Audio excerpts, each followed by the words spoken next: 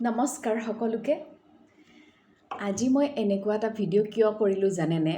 আচলতে মই যেতিয়া বিয়া হৈ আহিছিলোঁ তেতিয়া বহুত বেছি মানুহ থকা ঘৰ এখনৰ পৰা বিয়া হৈ আহিছোঁ আৰু বহুত বেছি মানুহ থকা ঘৰ এখনলৈকে বিয়া হৈছোঁ। কিন্তু যিহেতু আমি কৰ্মসূত্ৰে গুৱাহাটীত দুজন মানুহে থাকোঁ, কেতিয়াবা এনেকুৱা হয় যেতিয়া মোৰ কাম নাথাকে বহুত বেছি অকলশৰীয়া অনুভৱ হয়।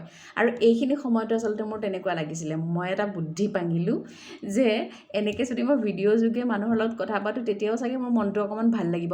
সঁচাকৈ ভাল লাগিছে আৰু সেইকাৰণে মোৰ মুখত মানে হাঁহি আপোনালোকে দেখিছে। এই ভিডিঅ'টোৰ পিছফালে কিন্তু আপোনালোকে কিবা বেলেগহে দেখা পাব। আৰু ভিডিঅ'টো চাই আপোনালোকে কেনেকুৱা পালে জনাব, কাৰণ আগতেও মই ভিডিঅ' শ্বেয়াৰ কৰিছোঁ কিন্তু কোনেও একো নকয়। এটলিষ্ট এইটো ভিডিঅ'ত আপোনালোকে কিবা এটা ক'লে মোৰ বহুতেই বেছি ভাল লাগিব। গতিকে চাওক এতিয়া ভিডিঅ'টোৰ পিছফালে কি আছে। আগতে এটা ভিডিঅ'ত মই জনাইছিলোঁ যে মই আৰ্ট এণ্ড ক্ৰাফ্টত খুবেই বেয়া। মই সঁচাকৈ বেয়া। মই যেতিয়া NSDত আছিলোঁ কৈছিলোঁৱে নহয় যে মই ডিজাইনৰ ক্লাছত কান্দিছিলোঁ। তথাপিও কিন্তু সেই ক্লাছটো কৰি মোৰ আইডিয়াছটো ডেভেলপ হৈছিলে আৰু সেই আইডিয়াটো ডেভেলপ কৰিবৰ কাৰণে মোৰ মন গ'লে কেতিয়াবা মই এনেকুৱা ধৰণৰ কাম কৰিবলৈ লৈছোঁ আজিকালি। আগতে একদম স্কুলত থাকোঁতে কৰিছিলোঁ, কিন্তু এতিয়া যেতিয়া সময় পাওঁ তেতিয়া মোৰ কৰিবলৈ মন যোৱা হৈছে। আৰু এইটো কেতিয়াবাই বনাইছিলোঁ আচলতে। এনেকুৱাকৈ মই ভিডিঅ'টো শ্বেয়াৰ কৰা নাছিলোঁ। জাষ্ট এই যে ভইচ অভাৰটো দি আছোঁ সেইখিনি সময়ৰ অভাৱ হৈছিলে। এতিয়া মই সময় পাইছোঁ কাৰণে ভাবিলোঁ এইটো কৰি লওঁ। এইটো মই বনাইছিলোঁ আমাৰ যে কেতিয়ামান ফুড পেকেজিঙত মানে পাৰ্চেলত যে আহে এনেকুৱা ধৰণৰ উডেন স্পুন, সেইখিনি মই ৰাখি থৈছিলোঁ। মই নহয় আচলতে, মোৰ মানুহজনে ৰাখি থৈছিল। তেখেতে কিবা ক্ৰিয়েটিভিটি কিবা কৰিব বুলি, কিন্তু তেখেতে সময়ে নাপায়। সেইকাৰণে মই ভাবিলোঁ মই কৰি লওঁ আৰু আইডিয়া তেখেতৰ পৰাও লৈছিলোঁ বাৰু। ডাঠ কাগজ এখনত এনেকৈ পেষ্ট কৰিছিলোঁ। তাৰপিছত মেচৰ কাঠি যে আমি ধূপ জ্বলাই ৰাখি থৈ দিওঁ মানে পেলনীয়া হয়, সেইখিনি পেলাবলৈ থৈ দিছিলোঁ, কিন্তু ভাবিলোঁ সেইখিনিকো ইউটিলাইজ কৰি পেলাওঁ। আৰু সেইকাৰণে মই সেই মেচৰ কাঠিখিনিও ইয়াতে ইউজ কৰিছিলোঁ। ফেভিকল দি পেলাই টাবৰ শ্বেপ এটা বনাই লৈছোঁ।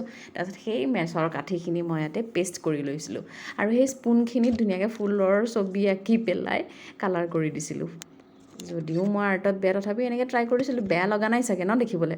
আৰু এইখন আছিলে এটা বিয়াৰ নিমন্ত্ৰণী পত্ৰৰ কাভাৰ পেজ আৰু ময়ূৰৰ পাখিটো ঘৰতে আছিলে। আৰু এইটো আইডিয়া মোৰ হাজবেণ্ডৰ হয়।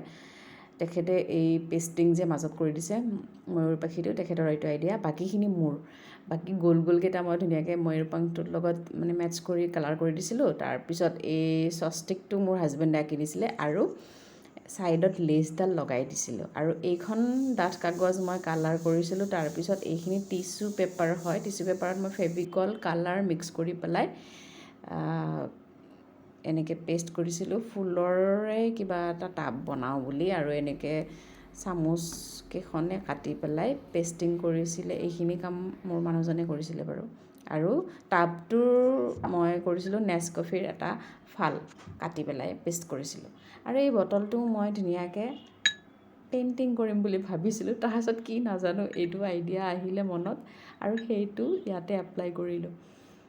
মানে টিচু পেপাৰটোৱে তিয়াই পেলাই কালাৰ কৰি পেলাই পেষ্ট কৰিলোঁ আৰু এইটো দেখিবলৈ এনেকুৱা হ'ল। আৰু এটা কথা এতিয়া মই মন কৰিছোঁ কি জানেনে, যেতিয়া মই এই কামখিনি কৰি আছিলোঁ তেতিয়া নাজানো একো চাৰ্চ নকৰাকৈয়ে মোবাইলত DIY আইডিয়াছবোৰ আহি আছিলে। মই কিন্তু চাৰ্চ কৰা নাছিলোঁ। মোৰ ডাউট হৈছে আমাৰ মোবাইলটোৱে আমি যিটো ভাবোঁ, যিটো চিন্তা কৰোঁ বা যিটো কৰি থাকোঁ সেইটো মোবাইলটোৱে কেনেকৈ গম পায় বাৰু? আপোনালোকৰ এনেকুৱা হৈছে নেকি কেতিয়াবা? জনাবচোন।